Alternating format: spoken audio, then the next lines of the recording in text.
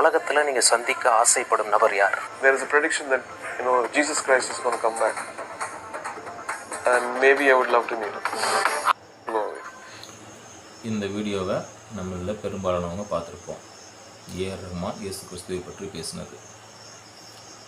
அந்த தொகுத்து வழங்குறவர் என்ன கேட்குறாரு, நீங்கள் யாரை பார்க்க விரும்புகிறீங்கன்னு. அதற்கு ஒரு இயேசு கிறிஸ்து வருவார்னு ஒரு கணிப்பு இருக்குது, ஒரு ப்ரெடிக்ஷன் இருக்குது. அதனால் நான் இயேசு கிறிஸ்துவை தான் பார்க்க விரும்புகிறேன் அப்படின்னு சொல்லிட்டு ஏஆர் ரஹ்மான் சொல்கிறார். இந்த வீடியோவை கிறிஸ்துவங்க பெரும்பாலானவங்க என்ன பண்ணுறாங்க, ஷேர் பண்ணிவிட்டு சந்தோஷப்படுறாங்க. பார்த்தீங்களா, ஏஆர் ரஹ்மான் இயேசுவை பார்க்க வேண்டும் என்று ஆசைப்பட்டு விட்டார், அவர் ரட்சிக்கப்பட்டு விட்டார். அவர் ஒரு ஊழியக்காரரே சொல்கிறாரு, ஏஆர் ரஹ்மான் ரட்சிக்கப்பட்டு விட்டார் தெரியுமா, வீடியோவில் வந்திருக்கிறது பாருங்கள், யூடியூப்பில் இருக்குது, ஆனால் மறைமுகமாக ரட்சிக்கப்பட்டிருக்காரு அப்படின்னு சொல்கிறாங்க.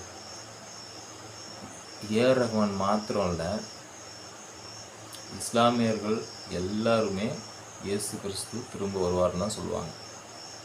தமிழில் சொல்லும்போது இயேசு கிறிஸ்துன்னு சொல்லுவாங்க, இங்கிலீஷில் ஜீசஸ் கிறிஸ்துன்னு சொல்லுவாங்க. ஆனால் அவங்க விசுவாசிப்பது நம்முடைய இயேசு கிறிஸ்துவை அல்ல, கர்த்தராக இயேசு குறிப்பிடுறாங்க அல்ல. அவங்க யாரை குறிப்பிட்றாங்க, ஈசா நபி அப்படின்னு ஒரு கேரக்டர். அந்த கேரக்டர் என்ன பண்ணிச்சு,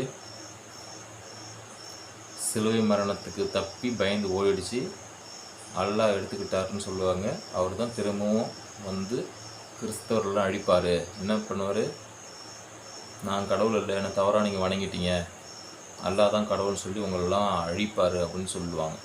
ஸோ இதுதான் இஸ்லாமியர்களோட நம்பிக்கை.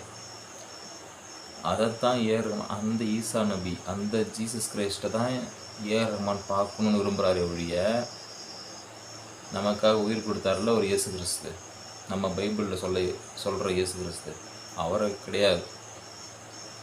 அவர் மேலே விசுவாசமாக இருக்கிறவன் தான் ரட்சிக்கப்பட்டவன், அவர் மேலே விசுவாசமாக இருக்கிறவன் தான் தேவனுடைய பிள்ளை. ஸோ அதாவது மாம்சத்தில் வந்த கிறிஸ்துவை அறிக்கை பண்ணாத எந்த ஆவியும் அந்த கிறிஸ்துவின் ஆவி. மாம்சத்தில் வந்த இயேசு கிறிஸ்துவன் என்ன, மாம்சத்தில் நமக்காக வந்து பாடுபட்டு நமக்காக உயிர் கொடுத்தார்ல, அவரை அறிக்கை பண்ணாத எந்த ஆவியும் அந்த கிறிஸ்துவின் ஆவி. ஸோ வசனம் என்ன சொல்லுது, 1 பேதுருவில் தெளிந்த புத்தி உள்ளவர்களாயிருங்கள். தெளிந்த புத்தியோடு நாம் நடந்துக்கணும். ஏஆர் ரஹ்மான் சொன்னது ஈசா நபி என்ற ஜீசஸ் கிரைஸ்ட் அது தானே தவிர நம்மளோட பைபிளில் இருக்கிற கர்த்தராகிய இயேசு கிறிஸ்துவை அல்ல.